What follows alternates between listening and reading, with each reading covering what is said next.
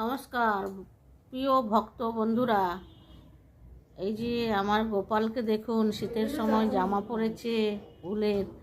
আর আমি নিজের গাছে এই ফুল চাষ করেছি, আবার ঘুরে এসছে সিজন। এই ফুল হয়েছে, এই ফুলের নাম হলো কাঞ্চন ফুল। দেখুন, এই ফুল দিয়ে আমি রোজ পুজো করি। আর এই শিউলি ফুলও আমি চাষ করেছি, এটাও আমার বাড়ির ফুল।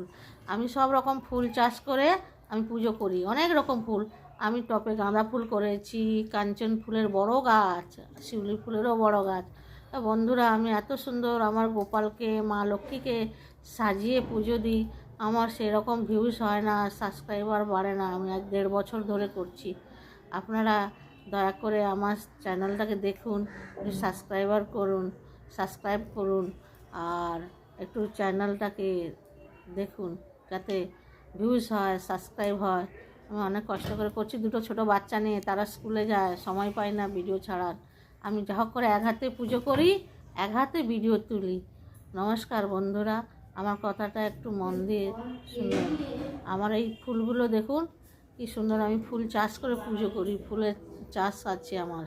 হ্যাঁ, বাড়িতে সব রকম ফুল চাষ করি। কেন, আমি মা লক্ষ্মীর, গোপাল, কৃষ্ণ, সবার গুরুদেবের সবার পুজো করি। সব সবার সব ঠাকুরের তুলতে